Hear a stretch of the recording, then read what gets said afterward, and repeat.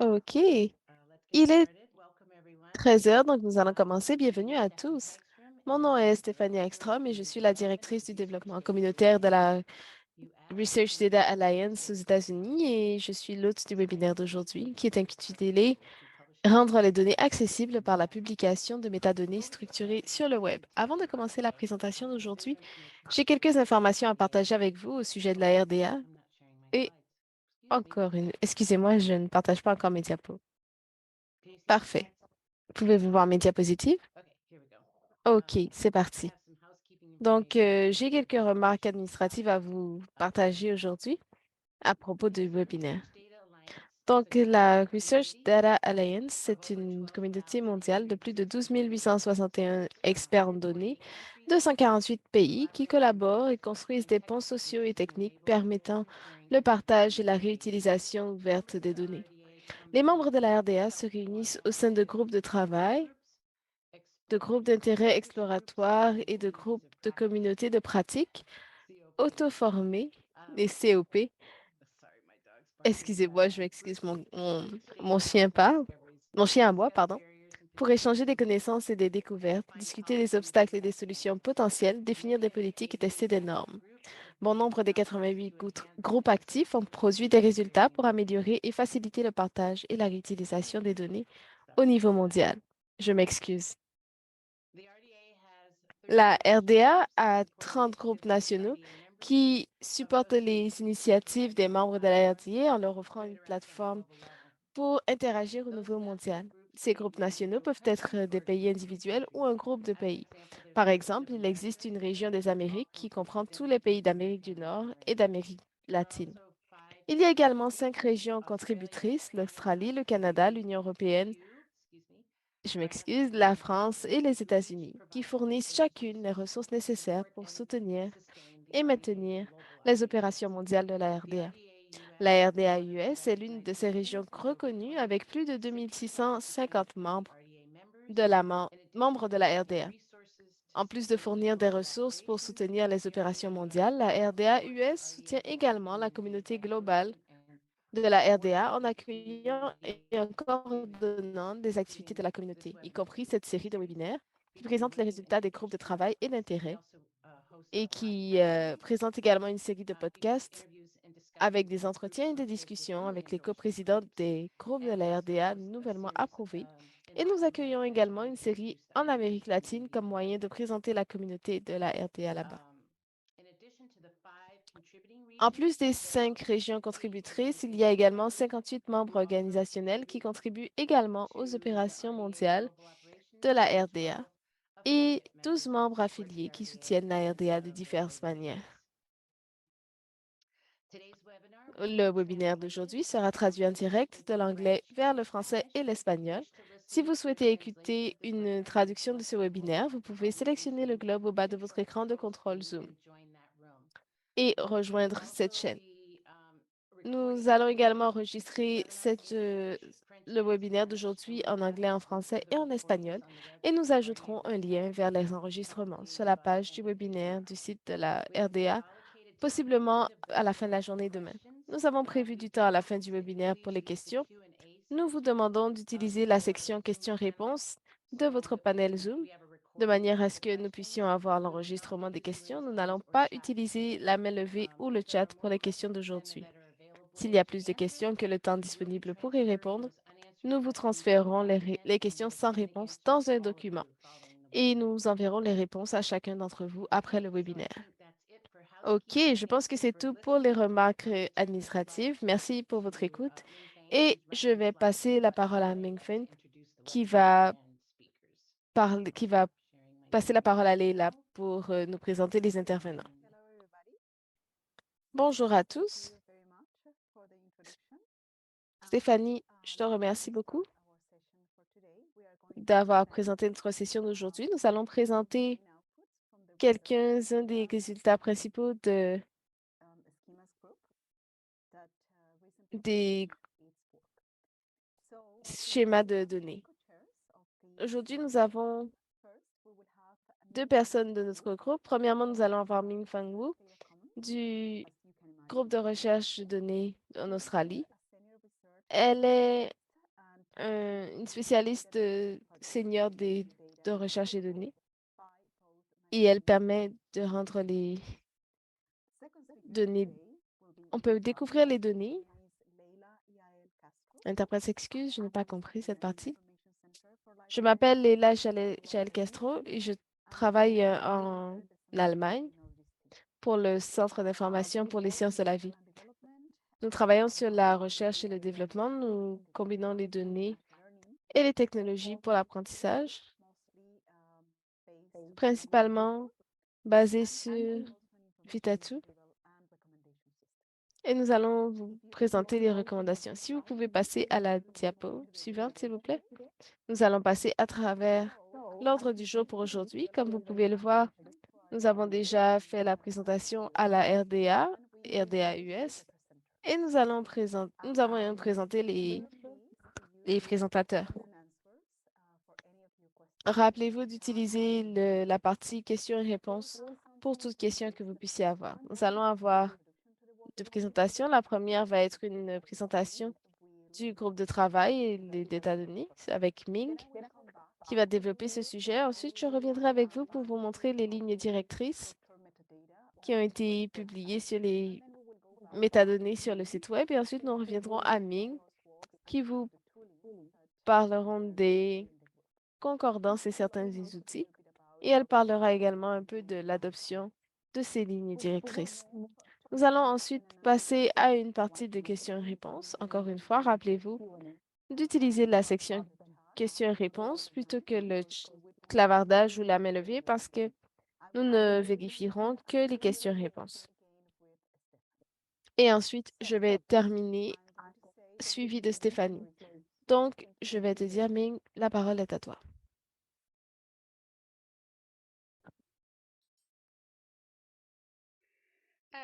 Thank you, Leila, for Merci the beaucoup, Leila, introduction, pour ton and thanks introduction. to Stephanie Et and merci à RDA-US Stéphanie for et à la organizing this RDA-US webinar d'avoir organisé ce and webinaire everyone to join us et à today. tous ceux qui nous ont rejoints aujourd'hui. Well, I'm going to introduce Je vais the vous research présenter metadata schemas working les group schémas talk about de motivation métadonnées, le groupe de travail de schéma des métadonnées. Nous allons vous présenter la motivation, l'objectif et les résultats de ce groupe de travail. Okay. The motivation La of motivation this pour ce working groupe de group travail is to était address data de discovery issues. résoudre le problème de la découverte In de the données. past Donc, par le 10 passé, years also, we dans les have 10 dernières années developed également, nous avons probably thousands développé of des online milliers data repositories and données, catalogs. And much de effort données, has been des catalogues de invested données. to make Et the la plupart ont été metadata and the investis pour les data métadonnées et fair, les données definable, FAIR, accessible, interoperable, and qui sont reusable. accessibles, So we utilisables support open et science utiles, mais and jamais utiles. data-driven Donc, research. It's a good thing c'est une bonne chose. these Nous repositories to avons make data and metadata openly available, but they come at rendu les uh, données issues of disponibles data discovery. avec les dépôts de données, Many mais nous avions un repositories problème avec la tend découverte de to données. become a Chacun data des dépôts island. avait tendance à It's devenir un common îlot de for données. Et c'était researchers assez or data difficile pour les scientists chercheurs ou to les discover chercheurs de new données en data. particulier de Moving from découvrir des island données to island, en bougeant d'îlot à îlot. researchers have to do Les less chercheurs avaient time tendance here and à there for required data sets. passer beaucoup de temps dans la journée à trouver des sets de So, données. while in current Donc, research environment, the researchers lorsqu'on need regardait to les environnements cross de recherche disciplines and at group et scale. les So, disciplines croisées, in many cases, need nous data avons vu que set dans from plusieurs cas, multiple les sets de repositories. données étaient So, associés à différents ideally, dépôts. Donc, we need idéalement, to nous provide avions data besoin de center donner a better aux chercheurs de données une meilleure experience by expérience following de up data découverte discovery. en améliorant With la with découverte just de one données. search box Avec for juste une boîte de almost recherche all pour research data chercher toutes les repositories, données de recherche, tous les just dépôts like de données de recherche, juste WordCat, comme a unique Woodcat, library catalog. dans un This catalogue catalog particulier. make it Ce easy catalogue to a search rendu plus facile le fait de worldwide in chercher one easy dans to une search bibliothèque box. massive à partir d'une simple So boîte de for recherche. following up data Pour discovery, rejoindre repositories need to ces speak dépôts, the same il faut que ces dépôts parlent la même langue lorsqu'ils communiquent. Donc, nous avions besoin d'un schéma commun de métadonnées ou d'un cadre de travail pour que ces données soient traduites au bon langage.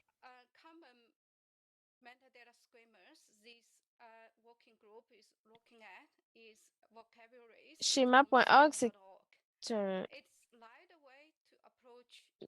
c'est une approche légère de la sémantique libre. Il y a une collection de vocabulaire pour les données structurées. C'est un symbole qui va être mis en place, mais qui permet aux petites choses complexes d'être retrouvées. Dans les communautés de recherche, nous utilisons du vocabulaire pour la mesure, les variables et tout cela pour la mise en place dans les données de structure. Et ces données structurées seront compréhensibles à la fois par les humains et les machines. Donc, par rapport à cet avantage, le schéma.org a été utilisé par plusieurs sites majeurs sur le web et pour également aider des sites comme eCommons ou des communautés de recherche et les catalogues de bibliothèques. Ici, vous avez des exemples de métadonnées structurées. Sur la gauche, vous avez une page de métadonnées.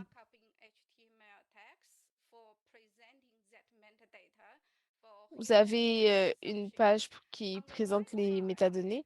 Et sur la droite, vous avez vu un code qui envoie l'information telle que montrée sur le côté gauche, mais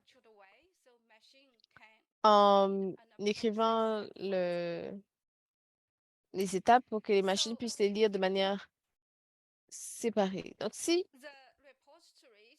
les dépôts peuvent cartographier les chercheurs et implémenter les métadonnées sur une page, nous permettons à beaucoup de nouvelles applications d'arriver. En faisant cela, nous avons eu plus de liberté à travers le catalogue, mais potentiellement un nouveau message pour les contenus de métadonnées comme indiquant les... L'interprète s'excuse. Je n'ai pas compris cette partie.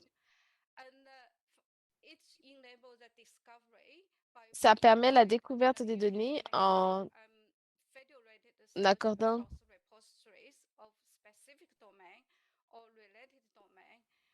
le, les domaines pertinents à une certaine page. Et également, avec un spectre de métadonnées basé sur sur les besoins, comme... Donc, avec cette motivation, ce groupe avait été mis en place pour réunir les communautés qui travaillent avec ces vocabulaires de schéma.org pour décrire les données de recherche et les ressources connexes. Nous avons essayé d'identifier et de combler les lacunes des schémas existants couramment utilisés pour les données de recherche. Également,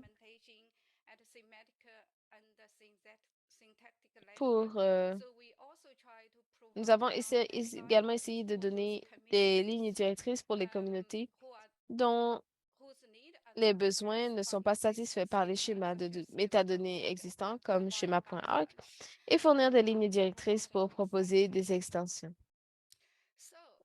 Donc, nous avons planifié les 3 résultats et ce que nous avons eu, c'est tout d'abord la collection du modèle de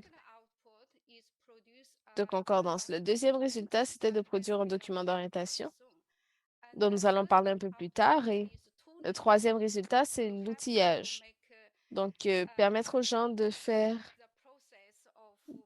recréer le processus de publication des données de manière plus facile. OK. Donc, sur ce, nous allons maintenant passer à la présentation du résultat du groupe. Je passe la parole à Leila pour présenter les lignes directrices. Bonjour à tous. Maintenant, nous allons voir quelles sont les lignes directrices pour la publication des métadonnées structurées sur le web telles que vues dans notre groupe de travail. Diapo suivante, s'il vous plaît. Merci. Donc ça, c'est le résultat recommandé que nous avons créé. Nous avons personnellement identifié un défi, une solution, et nous avons essayé de trouver quel impact cela pourrait avoir. C'est la façon dont nous voyons le pourcentage dans la RDAP. Donc peut-être que vous avez vu des interprètes s'excusent, l'interprète n'a pas compris. Quel était le défi? Le défi était de présenter les données sur le web d'une manière à trouver de la cohérence. Et pourquoi est-ce que vous voulez cette cohérence et cette consistance? Parce que vous ne voulez personne d'autre en général de réutiliser une personne structurée pour donner de la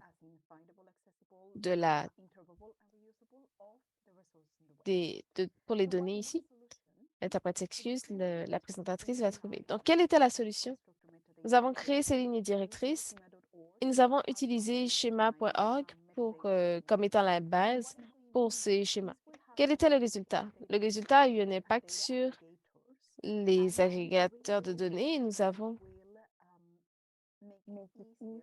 vu que cela rendait plus facile pour les publicateurs de données d'avoir un sol commun pour la publication ou l'inscription de métadonnées sur le web. Diapo suivante, s'il vous plaît. Donc, en résumé, les lignes directrices couvrent le procès complet entre la production et les métadonnées et leur but est de donner de la mise en œuvre consistante à travers le pays. Ils ont assisté à des audiences par rapport à ces lignes directrices avec des gens qui travaillent avec les données, des publicateurs, des gens qui veulent exposer les métadonnées. Et aussi, en général, nous voulons contribuer à, à la gestion des données sur Terre. Merci. Diapo suivante. Donc ici, nous avons nos 9 lignes directrices. La première chose, c'est savoir pourquoi vous voulez publier ces données sur le web. Vous devez avoir un but et vous devez ajouter de la clarté sur ce but et cet objectif. Ensuite, vous devez identifier quelles ressources vous pouvez ajouter. Vous avez les catalogues, vous avez les sets de données, peut-être que vous avez également des logiciels ou tout autre type de données que vous voulez publier. Et tout cela va être très important suivant les principes de justice, de manière à ce qu'ils soient proprement identifiés. Peut-être que vous avez des schémas de métadonnées déjà existants, mais pour lesquels le schéma ne fonctionne peut-être pas. Donc, nous allons essayer de créer une concordance ou voir si elle n'a pas déjà été créée pour avoir une diffusion.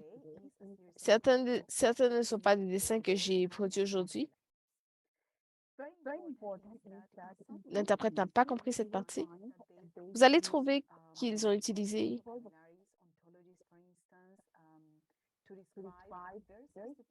du vocabulaire particulier pour décrire ce qui appartient au domaine. Donc, c'est important que vous soyez conscient de cela et si nécessaire, vous pouvez incorporer du vocabulaire externe. C'est très important également de mettre en œuvre le markup de manière consistante. Par exemple, si vous travaillez avec des langues et que votre communauté EN utilise EN pour l'anglais, utilisez toujours EN. Peut-être que dans d'autres communautés, on utilise d'autres lettres ENG. Et donc, on vous invite à utiliser le langage que parle votre communauté utilise. Il faut également être un ami pour les personnes qui naviguent le web. C'est plus facile pour eux d'agréger ou de trouver les données, par exemple. Un des éléments ici serait de voir les personnes identifiées ici. Les autres lignes directrices sont le fait d'utiliser les outils disponibles. Vous n'avez pas à réinventer la roue ou à commencer de zéro. Commencez à utiliser ce qui est déjà disponible. Peut-être que c'est quelqu'un qui va permettre de valider votre markup est déjà existant pour votre domaine. Documentez chaque étape. Et si vous pouvez partager cette documentation, c'est encore mieux parce que ce sera plus facile pour eux de comprendre ce que vous offrez comme service, comment vous le donnez et pourquoi vous le faites. Quel est votre objectif? Et enfin, trouvez une communauté qui est liée à votre domaine ou qui est liée à ces optiques digitales. Ensuite, nous allons voir un peu plus en détail certaines de ces lignes directrices. Donc, vous allez voir un petit peu plus sur la ligne directrice numéro 4, 5 et 9. Diapo suivante, s'il vous plaît. Donc ici, nous allons voir les pratiques de balisage. Et ensuite, sur la gauche, vous allez voir les mots-clés. Sur la droite, vous allez voir, en accord avec cette communauté, une meilleure façon de voir ce dont vous parlez. De cette manière, nous parlons des sciences. Donc, ils utilisent le vocabulaire lié aux données et ils disent que ces sciences sont trouvées dans cela et le code dans ce vocabulaire est 0503 et ils sont liés. Et vous voyez que vous faites cela de manière consistante. Donc, vous avez tous vos mots-clés définis par des termes définis pour parler du vocabulaire externe. Donc, vous êtes consistant et vous suivez des standards de communauté. Merci. Suivant, s'il vous plaît. Oui, merci. Ici, c'est également important que vous compreniez ce à quoi votre université ou communauté attend de vous. Donc, ici, on a du vocabulaire qui est recommandé par une communauté particulière. Mais on peut également voir qu'une personnalité particulière pourra vouloir dire quel est le set de données le plus utile. Donc, quand vous achetez ces données, peut-être, rappelez-vous que peut-être que c'est pas tout le monde qui utilise cela à travers le monde. Mais si vous communiquez, c'est important de leur dire, c'est important pour nous d'utiliser des données variables, donc nous proposons de l'utiliser. Et s'ils disent, regardez cela, vous pouvez l'utiliser. Donc, vous êtes en train d'accomplir les standards de votre comité. Diapo suivante. Passons un peu plus en détail sur l'utilisation des outils.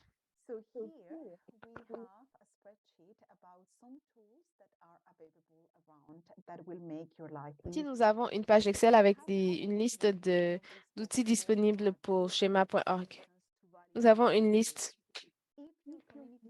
par rapport aux données. Si vous dites que ça, c'est le minimum que nous voulons donner, et ça, c'est recommandé et c'est optionnel, ceci va vous permettre de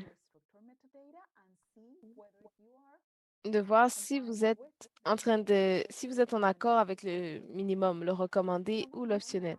Certains d'entre eux peuvent combiner la validation des métadonnées structurelles avec justesse. Donc, vous pouvez également vous faire évaluer là-dessus. Certains d'entre eux ont même des générateurs sans que vous n'ayez à prendre un point de départ pour améliorer les les métadonnées sur votre site web. Ici, nous avons une URL très courte que vous pouvez voir et qui vous permettra d'avoir plus d'informations sur ces outils de soutien. Diapo suivante. Maintenant, nous allons voir une collection de concordances de métadonnées qui vont vous permettre de voir les métadonnées sur votre site web. Ming. Yep, yep. Thank you, Merci. C'est à ton tour. Merci beaucoup, Leila. Une des recommandations des lignes directrices est de cartographier autant de properties des personnes qui vont faire les schémas sur schéma.org. Donc, dans ce but, nous avons col- collecté un travail existant pour, trouver des postes des communautés. Elles sont en train de s'épanouir. Donc, nous allons commencer à créer des nouvelles métadonnées à propos de cela dans les quelques mois à venir et sur les prochaines diapos. Donc, le processus de collection et d'alignement de ces concordances, lorsqu'on parle, lorsqu'on a commencé ce groupe de travail, nous avons réalisé une enquête sur les pratiques actuelles d'utilisation des schémas qui a été distribuée aux membres du groupe et au-delà. Il y avait 22 organisations et de représentants qui ont participé à l'enquête. Nous avons collecté 13 concordances à propos des enquêtes et nous avons également ajouté 2 concordances de valeur et celles-ci sont faites non par nous, mais par la communauté. Donc, ce travail, ce travail de concordance inclut des profils d'application et nous avons ISO 19115 de site de Diverse. Nous avons également des schémas généraux. Nous avons également d'autres cartographes. Donc, ce que ça nous a amené à faire, c'est que tout d'abord, nous avons aligné les passerelles sur les termes schéma.org. Puis, nous avons analysé et classé ces termes mappés en 6 catégories. Donc, voici ce qui montre comment nous avons aligné ces concordances à schéma.org. Donc, en total, il y a 385 prompts des concordances qui ont été mappées à 40 propriétés de schéma.org. Donc, grâce à la technologie internationale et le Bureau de la technologie internationale, Karim Payne, qui a mis les ressources face à cela.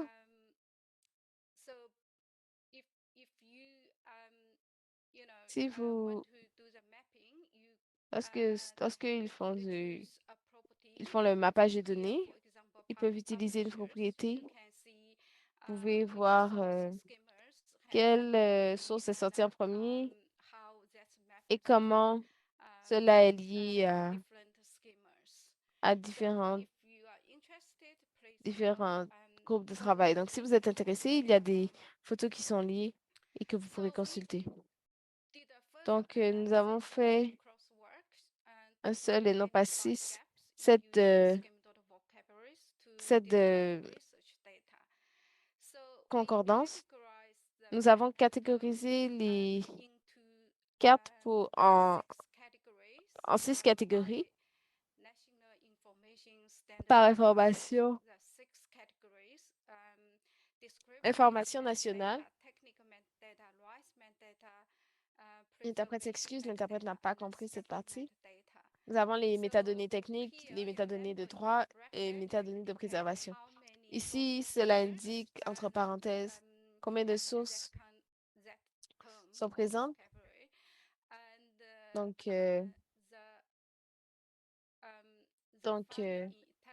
les fonds en italique sont les premiers de schéma.org. Donc, ici, vous avez un résumé de l'analyse. Donc, les métadonnées descriptives sont plus ou moins interopérables parmi les schémas. Ils peuvent être mappés sur schéma.org pour les propriétés. Ce groupe de métadonnées est plus ou moins couvert, mais il y avait beaucoup de métadonnées qui ont été faites de manière plus inconsistante à travers des scammers. Et those schemas use different terms to express the right. And also est-ce que c'est correct? Oui. characteristics Donc, également, nous avons des exist écarts in qui structured existent dans metadata les and can use métadonnées structurées, vocabularies for specifying various property values. So those are celles qui kind of vocabularies or gaps from those unmapped terms from source schema. l'interprète s'excuse, l'interprète n'a pas compris cette partie. So we hope Donc, this nous espérons que network ces collectively collections de assist concordance peuvent visualization tools assister l'outil and de may serve visualisation as a reference et l'outil de for visualisation de repositories l'assistant when they peuvent develop their own servir de network. référence au dépôt de données lorsqu'ils développent For leur propre projects, they develop concordance ou pour les webinars projets qui schemas. développent des cadres And de this métadonnées communs. analysis Et and cette collection scripting provide et cette important analyse insight donnent un into aperçu important de metadata l'interopérabilité sémantique des interoperability of schémas de metadata métadonnées schemas couramment that utilisés pour les currently données used by for de research recherche. data. So Donc, I talk a little bit more about je vais parler un adoption. petit peu plus de So l'adoption. when we did the Lorsque concordance, nous avons we fait une set up collection our metadata repositories to do de the review. concordance, nous avons des But métadonnées, after we post collection de this métadonnées qui sont sur le web. Mais après avoir posté ces we concordances pour can la fill our revue de la communauté, nous consultants avons eu des, other adoption or use cases. A few groups have used this crosswalk nous avions collaboration des to adoptants train and attendus. test Il y a quelques groupes operating qui ont system for rejoint semantic dès le début metadata. pour l'élaboration And des lignes directrices et you can pour, follow the link to look at those examples. pour tester des outils de cartographie sémantique For automatisée. Vous avez adoption quelques exemples. guideline, Et pour les lignes directrices, donc the use case or adopters, they joined the les group adoptants ont rejoint le groupe dès le début et ont contribué contributed to the à guideline l'élaboration des development. lignes directrices. Adopters, for example, the Les adoptants sont par exemple la RDC, à travers moi, qui a participé, la NASA, National Snow et le Ice Data Center, Distributed Active Archive Center. Donc, nous avons activement participé au développement des lignes directrices. Donc, Carlo avait 9 recommandations. Donc, l'adoption, parfois, c'était une adoption passionnée et un travail continu parce que nous avons besoin de ressources, à la requête des ressources. Donc, le dépôt va prendre une étape à la fois. Donc, nous avons présenté le groupe, nous avons présenté les résultats. Nous aimerions également remercier toutes les personnes qui ont contribué à ce travail. Ce groupe est co-présidé par Léla et moi-même ici, et également Adam Saroula, qui s'excuse, qui ne peut pas être là aujourd'hui. Beaucoup de personnes ont été là pour établir les lignes directrices. Nous avons les personnes du groupe consultatif technique. On a Nick et Ruth qui ont contribué activement à tous les résultats. Je ne serai pas capable de lire tous les noms, mais je veux juste les mettre là pour les noter. Et également, nous aimerions remercier les personnes qui ont préparé des groupes de recherche et de travail, toutes les personnes qui ont participé à la planification et à à la session plénière du groupe. Merci beaucoup. Sans vous, ce travail ne peut pas se faire. Donc, ce groupe,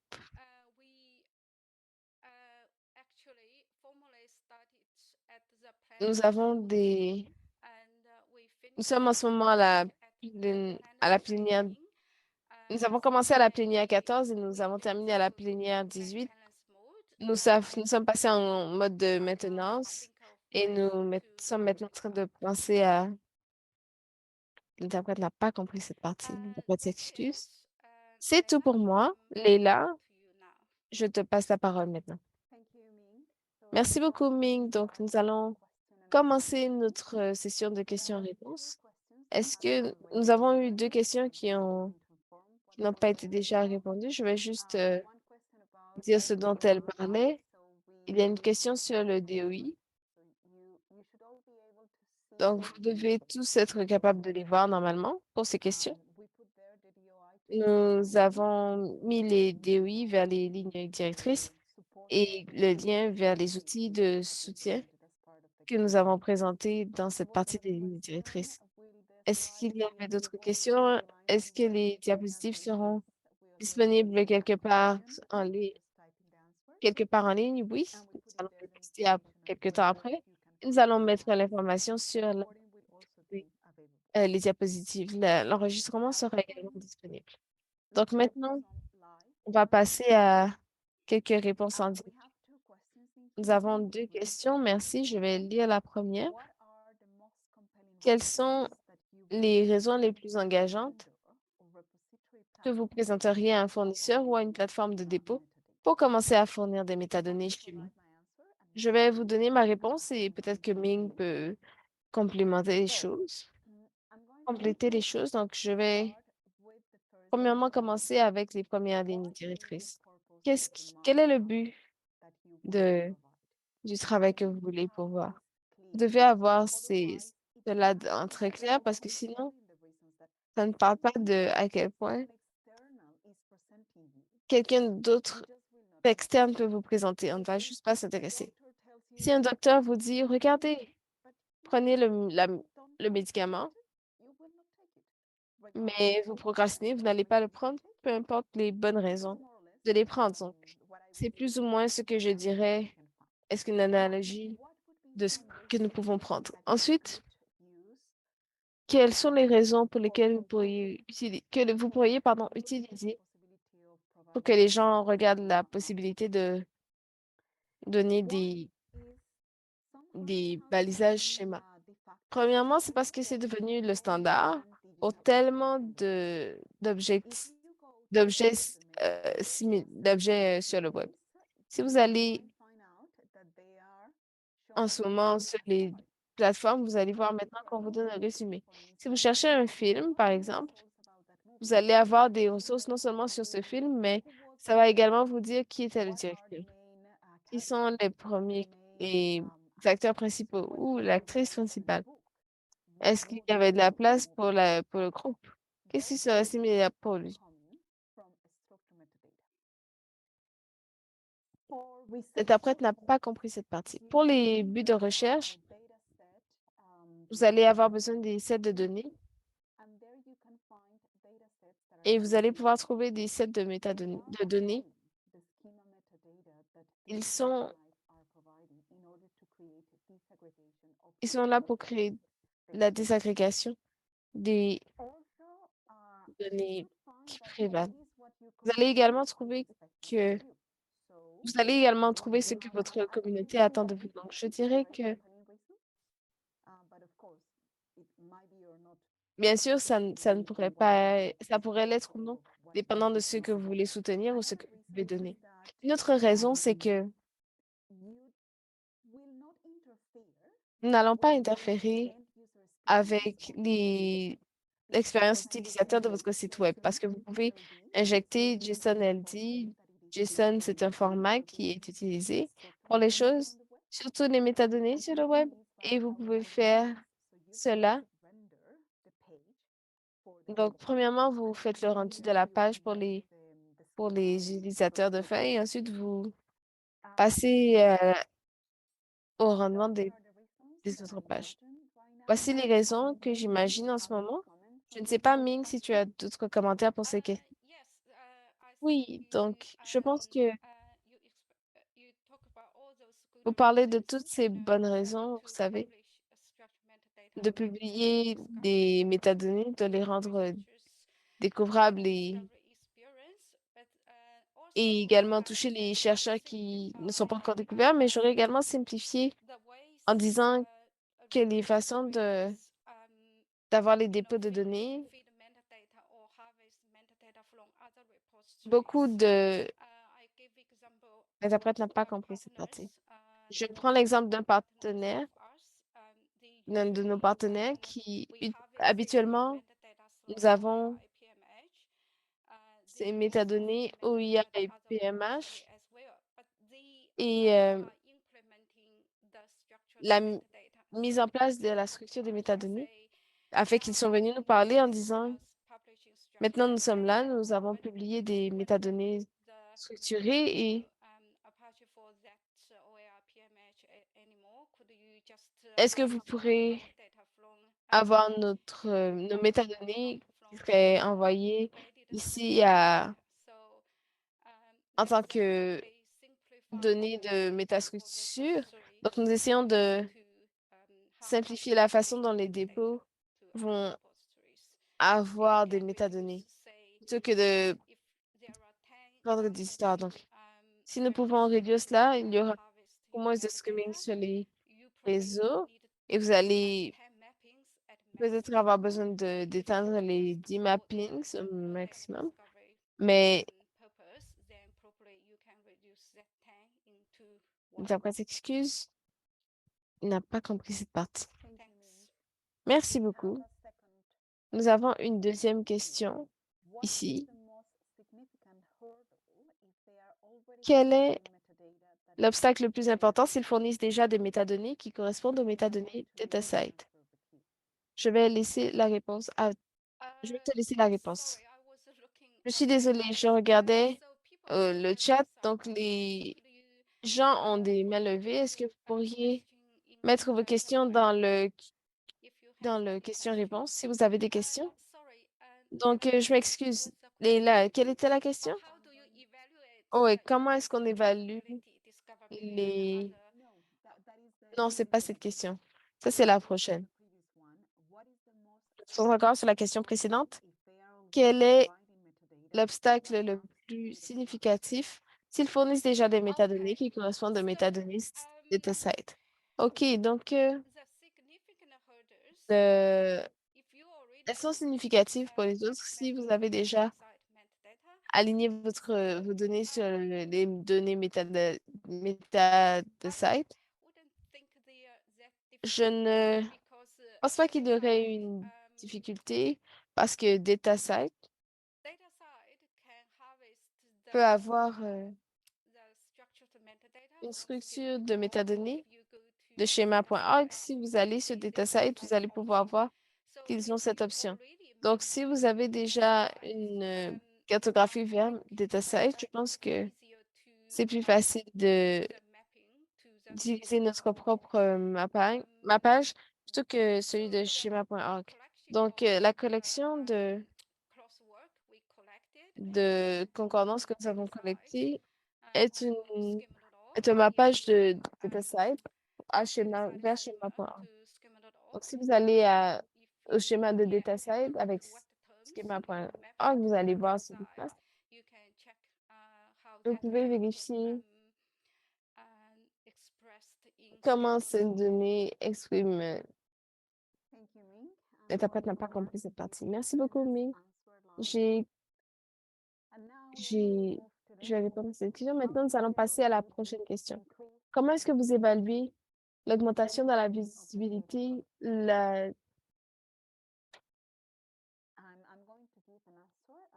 découverte, la facilité de découverte des produits de données? Il y a différentes façons de surveiller le trafic sur votre site web. Donc, je dirais que vous devez utiliser ce que vous utilisez régulièrement.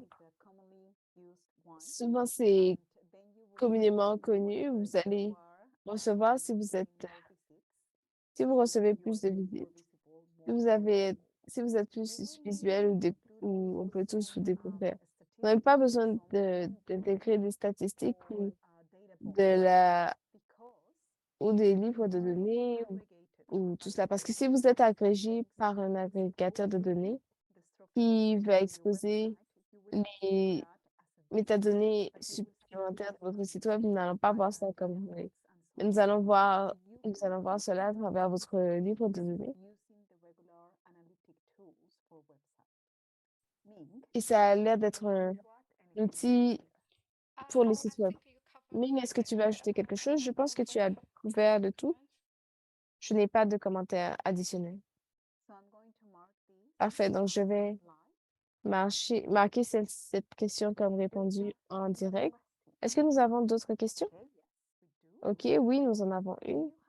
Avez-vous une liste de dépôts qui utilise votre schéma de métadonnées structurées? Ming, tu présentais l'adoption, donc je vais te laisser répondre. Yes. Oui, So, donc so for example, par exemple, le the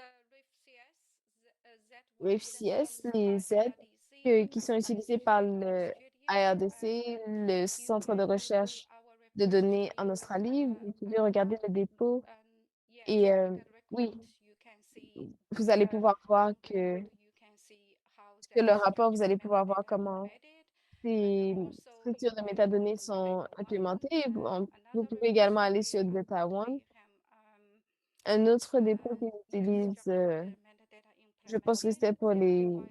la mise en œuvre des métadonnées structurées, c'est Yeah, quand même if you assez go to utilisé. Donc, si if vous you allez go to Google dataset sur search, Google ou sur you DataSite can pour la see recherche, vous pourrez suitable depot voir of your interests, those des matched éléments together. You can selon see votre quite intérêt et vous pouvez mettre repositories that plus can que, use plus qu'un structured dépôt data implementation. qui allait structurer la mise en œuvre de métadonnées.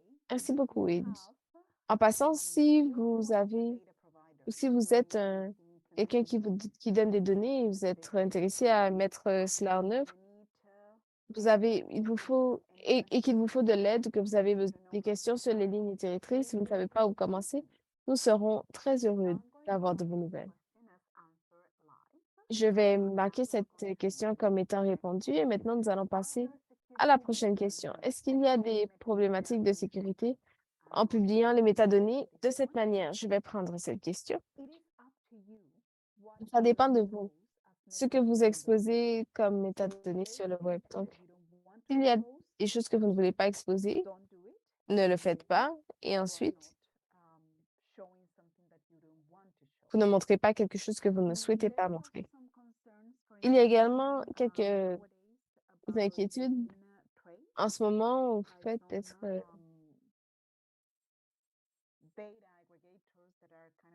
taking too much that they are willing to give away. There are some websites il y a des sites web qui vont prendre tout ce que nous offrons, mais ça ne va pas le rendre accessible aux tierces parties et ça fait partie de ce que les chercheurs ont, par exemple. Autant que je sache, publier les métadonnées sur le long terme a une application. Donc, avec Sidelab, vous allez pouvoir réutiliser ou restreindre ce qui n'est pas inclus dans le sitemap. Et les robots n'iront pas là, donc ça peut être une façon pour vous d'éviter certains appels spécifiques que nous ne voulons pas. Et ça, c'est ce qui me vient à l'esprit en ce moment. Ming, est-ce que tu veux améliorer cette réponse? Non, c'est très correct. Je pense que euh, lorsqu'on publie les métadonnées de cette manière, il n'y a pas de risque parce que vous publiez des métadonnées sur une page HTML. Merci beaucoup, Ming. Passons à la prochaine. En dehors des dépôts NIH et GRI, est-ce qu'il y a un dépôt qui a plus de schémas supérieurs structurés au niveau des métadonnées? Je vais dire que je ne sais pas, par rapport à celui qui est utilisé par les dépôts de la NIA. Je veux mentionner par contre qu'il y a une dépendance, une différence dans les bâtiments utilisés par Schema et d'autres personnes. C'est comme ça que j'aurais répondu à ces questions. L'interprète s'excuse, j'ai manqué une No, partie. you are Est-ce que tu quite vas right. ajouter quelque It chose, mais depends on the purpose. non, non, tu as So, raison, ça dépend du but. Donc, yeah, I oui, don't know what je ne sais is pas any superior ones to the quel article supérieur m'empêche ou me GIR. force à It's all depend utiliser on le purpose, but the structure, the basic GIA. way to present the or represent the C'est schema. une façon de présenter ou de représenter le schéma. Uh, Probably you can encode the schema in Bien sûr, vous XML, pouvez you know. intégrer It's ceci dans le XML. but C'est lisible, mais not pas as more autant expressive aussi as in expressif say que, in JSON disons, LD. So en RD, yeah, en RD. Donc, so we need a probably oui, nous avons separate the besoin schema de séparer from les the schémas structure. et les structures. Yeah. Oui.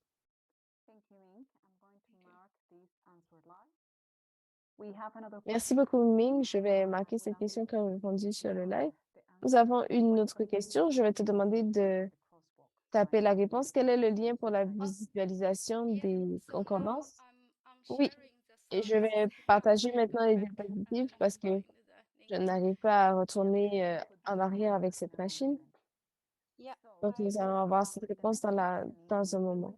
La La prochaine question est, est-ce qu'on risque des conflits entre les métadonnées DOI et les métadonnées JSON-LD? Je vais répondre à cette question en disant que je ne pense pas. Les DOI sont également exposés à schema.org et il n'y a pas de conflit entre ces deux-là. Ils avaient, ils utilisaient les métadonnées de quelqu'un pour ici et d'autres pour là et je ne pense pas qu'il y ait de problème avec ces sites web particulièrement. Aussi fait avec les publications. Mais c'est pas comme ça. Je vais marquer cette question comme répondue en live. Je pense que je vais la dernière. Comment est-ce que nous gérerions ces conflits? Disons qu'il y a un conflit possible à l'intérieur de cela et vous avez différentes métadonnées avec les métadonnées et les JSON-LD métadonnées.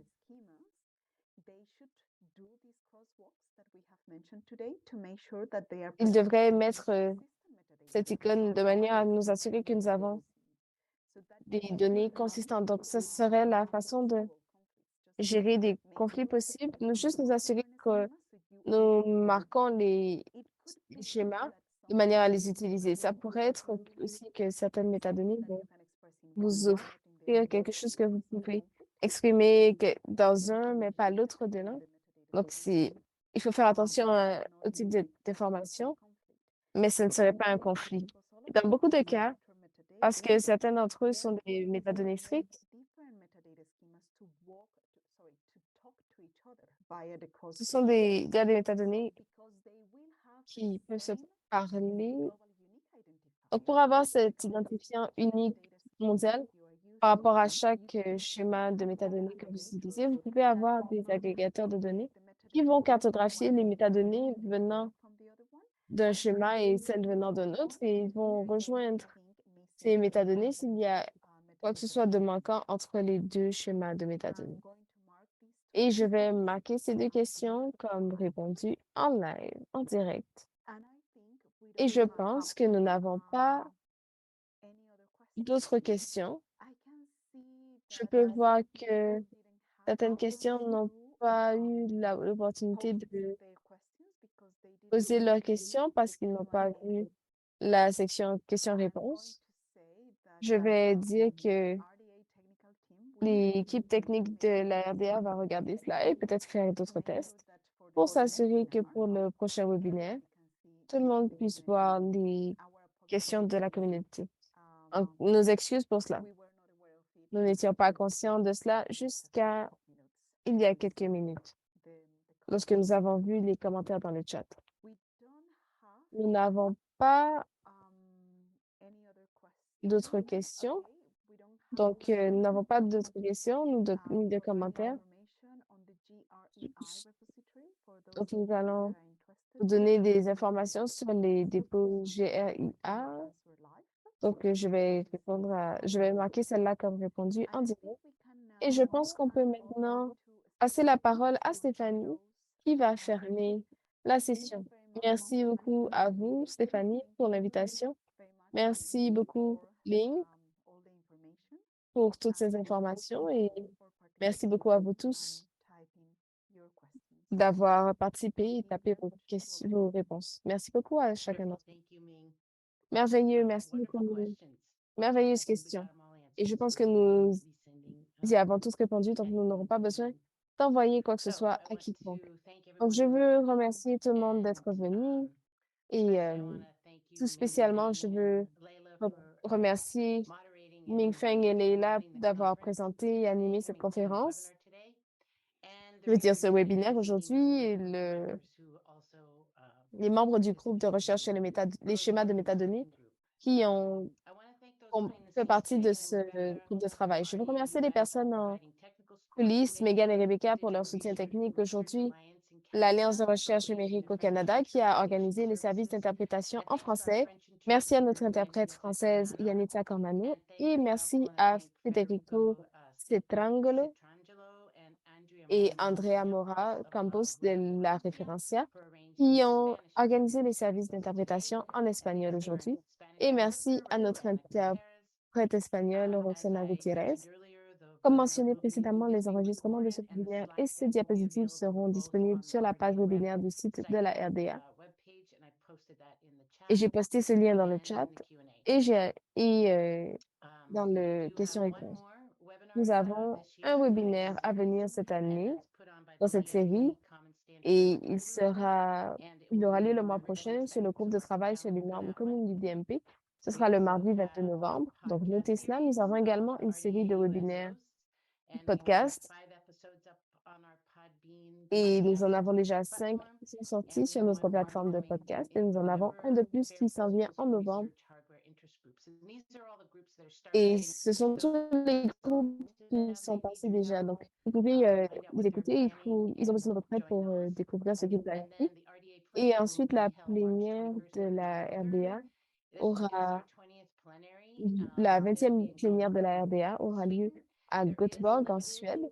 Il y a des places en limité en personne, donc inscrivez-vous si vous planifiez y assister. Ça va être, ce sera présenté par l'Université Chalmers et l'Université de Göteborg. Donc, voici quelques-unes des ressources pour vous, pour nous contacter. Si vous n'êtes pas membre de la RDA, nous aimerions vraiment vous accueillir en tant que membre. Donc, j'aimerais vous remercier tous d'avoir participé aujourd'hui. Et merci encore, Ming Feng et Leila. Et c'est tout pour aujourd'hui.